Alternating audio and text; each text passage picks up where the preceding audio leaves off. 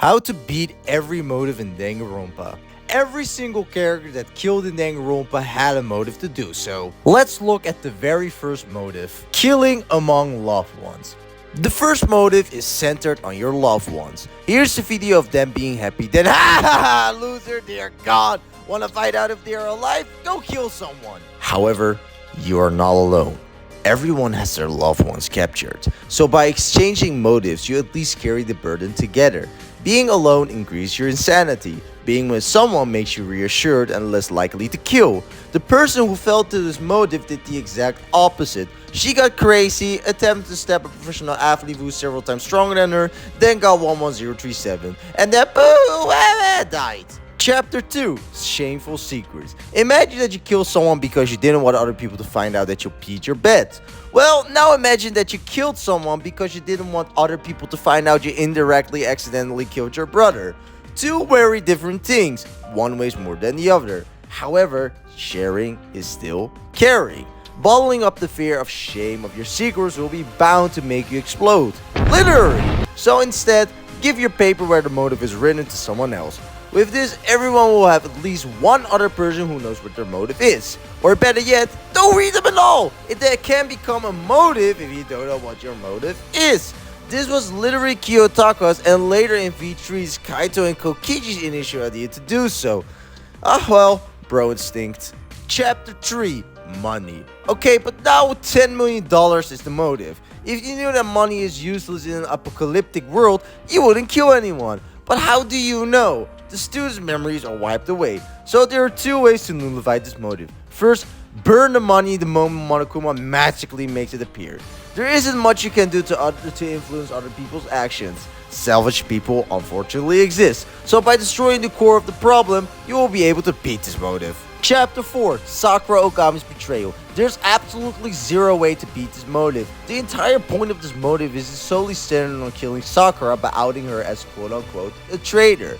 But one, you cannot kill her because she's literally the strongest human alive, and two, she's so selfless that she will kill herself to prevent her other classmates from doing a crime. Let's move on to the second game, School Memories. The concept is easy, kill someone and get your stolen memories back. 2 years worth of memories. Anyone would go crazy over that, especially if you have an ill mother. Is she alive? Is the restaurant still standing? This is what drove Teru to kill and escape. Besides that he wanted to stop a murder from happening at the same time. Or not. You see, the true motive of this case was that the killer wanted to stop Nagito from committing a murder by murdering Nagito himself. The way this could have been prevented is for Teru to simply explain the situation to Tugami, who literally promised that there wouldn't be a single victim as long as he was alive. Tugami could have taken much stricter precautionary measures to prevent a murder, impersonating Nagito and nullifying the motive. But now we still have the lost memories motive.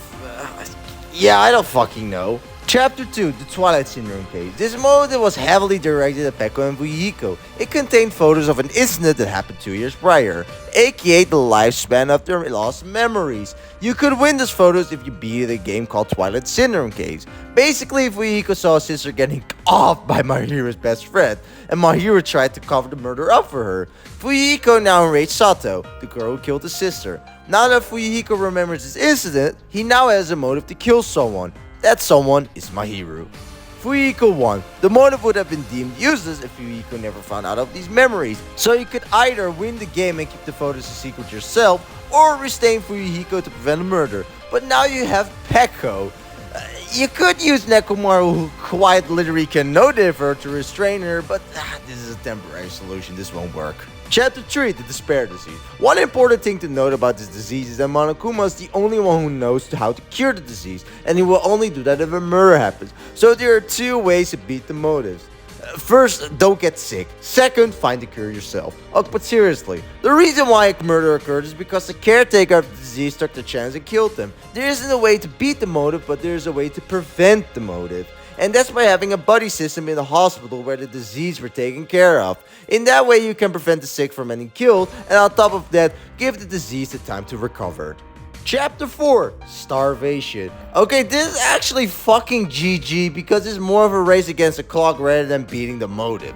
You are trapped. There's no food or water, and the only way to escape is to kill. Well, obviously, if there's a way in, there's a way out. I would use all the time and energy that is already available to you to find an escape, and then realize it's all pointless. Or is it? You see, Strawberry House is one big fucking tower, so that means wherever there's an entrance, there's also an exit. Taking the elevator to the bottom, or by using Kazuichi's mechanic skill to alter the elevator, you will find the exit door, and either use Gunner's Handsome to find the lock mechanism, or use Nekomaru's robotic ass to bust your way out. Fee Trees Chapter 1. This one is straightforward. First kill's a freebie, but there's a time limit or else everyone dies. Buddy system. This way you will prevent a murder from happening. Because imagine you kill someone while this dude stands next to you. But now great, there's a buddy system, but now Monokuma announced that there's a time limit and every student forced to participate will die.